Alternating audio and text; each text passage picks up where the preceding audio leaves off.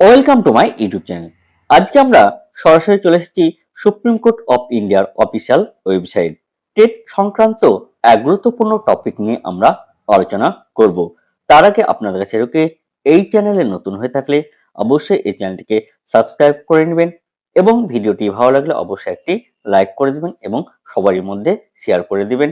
TET সংক্রান্ত অর্থাৎ TET নিয়ে যারা এতদিন উদ্বিগ্ন আছেন, আজকে আমরা এই ভিডিওতে একটি গুরুত্বপূর্ণ টপিক নিয়ে আলোচনা করব। তার আগে আমরা দেখে নেব যে এই যে কেসের, এই টেট সংক্রান্ত যে কেসের গুরুত্বপূর্ণ ডায়েরি নাম্বার, সেটি হলো 353434/2025। এই কেসটি হলো state of UP versus Anjuman Isha e তালিম।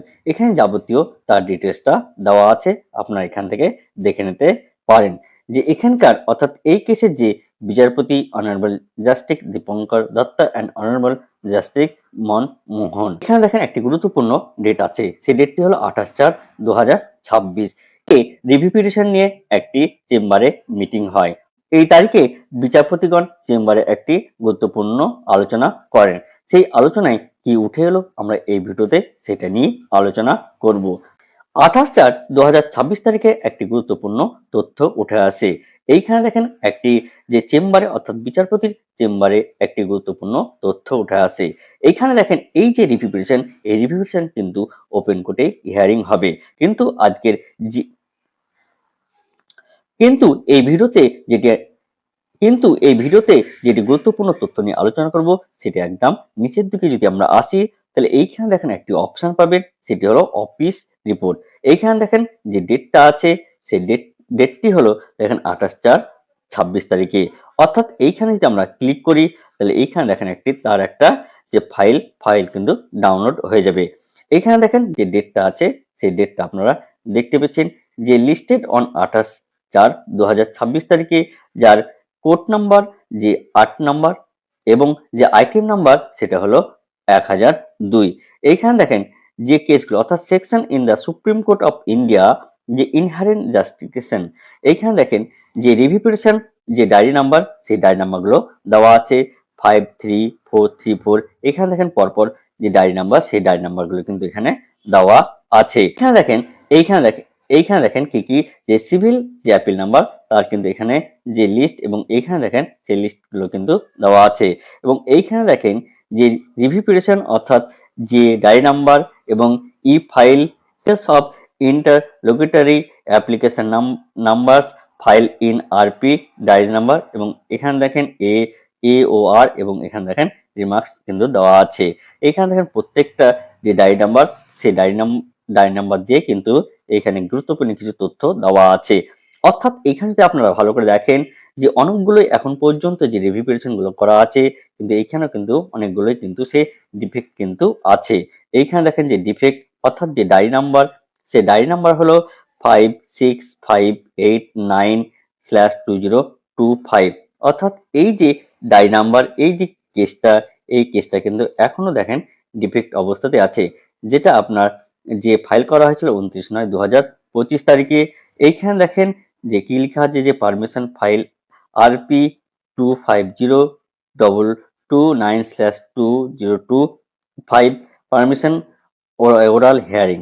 এইখানে দেখেন তার দেওয়া আছে এবং এখানে দেখেন অ্যাডভোকেটের নামও দেওয়া আছে Sanjay Rastogi, advocate on behalf of the review petition who were not a party in C stage. এটা দেখেন এখনো ডিফেক্ট অবস্থাতেই আছে। অর্থাৎ এখানে যদি কিছু আপনি ডায়েরি নাম্বার দেখেন, এখনো কিন্তু সেগুলো কিন্তু ডিফেক্ট অবস্থাতেই আছে। দেখেন একটা দুটো আর বাকিগুলো কিন্তু এখনো ক্লিয়ার হয়ে গেছে।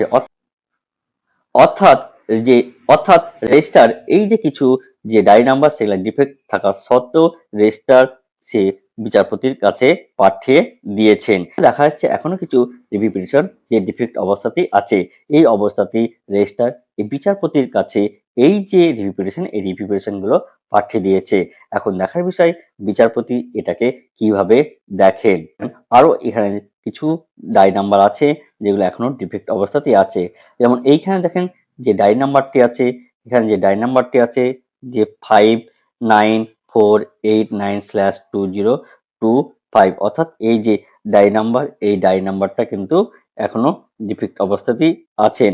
যিনি যে অ্যাডভোকেট তিনি হলেন RS জেনা জেনা advocate on behalf of the review petition who wire not party in CA stage.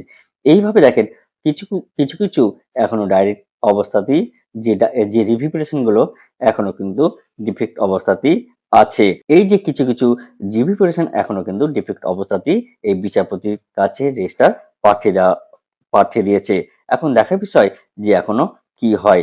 এই যে ফুল যে ডিটেলস, এই ডিটেলস কিন্তু আপনি এই যে অফিসিয়াল ওয়েবসাইট, এই অফিসিয়াল ওয়েবসাইট থেকে আপনি ডাউনলোড করে নিতে পারেন।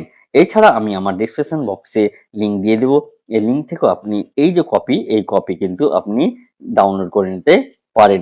এখানে দেখেন যে কপি টু যে অ্যাডভোকেটের কাছে পাঠানো হয়েছে, এই যে হেভি ওয়েট যে অ্যাডভোকেট, এই অ্যাডভোকেটের কাছে কিন্তু এই যে ডকুমেন্টস সেটি পাঠিয়ে দেওয়া হয়েছে। তাহলে এখন দেখার বিষয় যে কি ঘটনা ঘটে, অর্থাৎ এর পরবর্তী যে ডেট, এই পরবর্তী ডেট কবে আসে, যে ওপেন যে হিয়ারিং হবে, যে ওপেন কোর্টে যে হিয়ারিং হবে, সেই দিকে কিন্তু আমাদের সবারই নজর থাকবে। তাহলে এখানে দেখেন কি লেখা আছে, it is submitted that the letter was issued to all the respective council's two court the defects in all the review petition above mentioned, but some RP the diary numbers are still defect as some councils have not cured the defects in those above mentioned RPD numbers. The under registered review petitions diary number above mentioned are circulated before the honorable judge in chambers with this office report। এবং এখানে দেখেন যে ডেটটা, সেই ডেটটাও কিন্তু দেওয়া আছে। তাহলে আপনি বুঝতে পারছেন যে এখনো যে সম্পূর্ণ যে রিভিউ পিটিশন গুলো, সম্পূর্ণ রিভিউ পিটিশন গুলো কিন্তু এখনো যে ডিফেক্ট ক্লিয়ার হয়নি, সে ছোট ছোট কিন্তু এখনো সেই ডিফেক্ট থেকেই গেছে। এখন দেখার বিষয় যে বিচারপতি এটাকে কিভাবে দেখেন। তাহলে আমাদের নজর এর পরবর্তী যে ডেট, এই পরবর্তী ডেটে এই যে ওপেন হিয়ারিং, এই ওপেন হিয়ারিং এ কি কি তথ্য উঠে আসে। যাক, একটা সব থেকে ভালো খবর যে চেম্বার থেকে, যে চেম্বারের যে আলোচনা, সেই আলোচনায় কিন্তু উঠে এলো যে এটাকে পুরোপুরি যে ওপেন কোর্টেই শোনা হবে।